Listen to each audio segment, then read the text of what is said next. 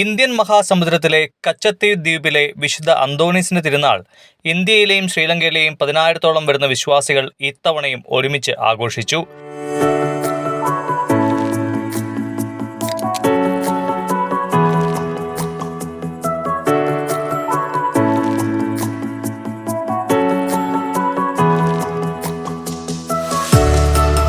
വർഷങ്ങൾക്ക് മുമ്പ് രണ്ടു രാജ്യങ്ങളിലായി അകന്നു താമസിക്കുന്ന ബന്ധുമിത്രാദികളുടെ സംഗമവേദിയാണിത്. ഇരു രാജ്യങ്ങളിൽ നിന്നുമുള്ളവർ ബന്ധുമിത്രാദികൾക്ക് നൽകുന്നതിന് ചെറിയ സമ്മാനപ്പൊതികൾ അന്ന് കൊണ്ടുവരാറുണ്ട്. അതുപോലെ തന്നെ ഇന്ത്യയിൽ നിന്നും ശ്രീലങ്കയിൽ നിന്നും വിവാഹിതരാകുവാൻ ആഗ്രഹിക്കുന്ന യുവതീ യുവാക്കൾക്ക് വധൂവരന്മാരെ തിരഞ്ഞെടുക്കാനുള്ള ഒരവസരം കൂടി ഈ തിരുനാൾ നൽകുന്നുണ്ട്. 282 ഏക്കർ വിസ്തീർണമുള്ള ഈ ദ്വീപിലേക്ക് തമിഴ്നാട്ടിലെ രാമേശ്വരത്ത് നിന്ന് 11 നോട്ടിക്കൽ മൈലും ശ്രീലങ്കയിലെ നെടുംതീവിൽ നിന്ന് 12 നോട്ടിക്കൽ മൈലുമാണ് ദൂരം. രാമേശ്വരത്ത് നിന്ന് കച്ചത്തീവിലെത്തുവാൻ 3 മണിക്കൂറാണ് യാത്രാ ദൈർഘ്യം. ഈ ദ്വീപിലെ ഏക കെട്ടിടം വിശുദ്ധ അന്തോണീസിന്റെ ദേവാലയം മാത്രമാണ്. മദ്യം, സിഗരറ്റ്, ആയുധങ്ങൾ, മണ്ണെണ്ണ, സ്റ്റൗ എന്നിവ തീർത്ഥാടകർ കച്ചത്തീവിലേക്ക് കൊണ്ടുവരുന്നത് ശ്രീലങ്കൻ സർക്കാർ നിരോധിച്ചിട്ടുണ്ട്. കുരിശു പതിപ്പിച്ച വെളുത്ത കൊടി പതിച്ചാണ് തീർത്ഥാടക സംഘത്തിന്റെ ബോട്ടുകളും വള്ളങ്ങളും യാത്ര ചെയ്യുന്നത്.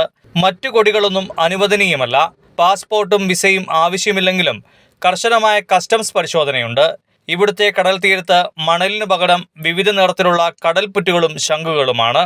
ഇത് ശേഖരിച്ച് പള്ളിക്ക് പുറത്ത് കച്ചവടം നടത്തുന്ന ധാരാളം പേരെ കാണാം.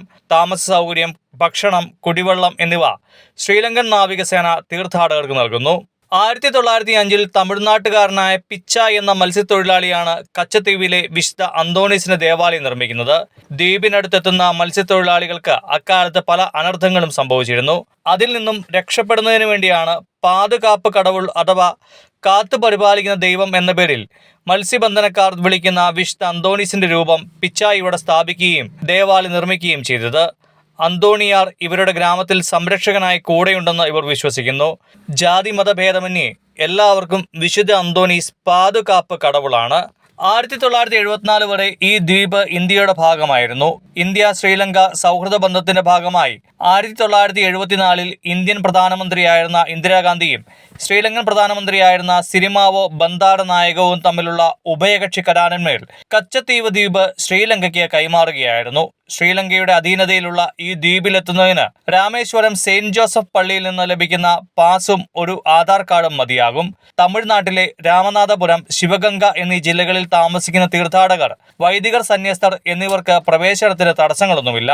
രണ്ട് രാജ്യത്തെയും മത്സ്യത്തൊഴിലാളി സമൂഹങ്ങളുടെ പങ്കാളിത്തത്തോടെ വർഷത്തിൽ ഒരിക്കൽ മാത്രമാണ് തിരുനാൾ നടത്തുന്നതെങ്കിലും വർഷം മുഴുവനും വിശുദ്ധ അന്തോണീസിന്റെ അനുഗ്രഹങ്ങൾ ഇരുവരും ഓർമ്മിക്കുന്നതിന് തിരുനാൾ സഹായിക്കുന്നതായി ബിഷപ്പ് ആനന്ദം പറഞ്ഞു. ശ്രീലങ്കൻ നാവികസേനയുടെ പിന്തുണയോടെ ജാഫ്ന രൂപതയാണ് തിരുനാൾ സംഘടിപ്പിച്ചത്.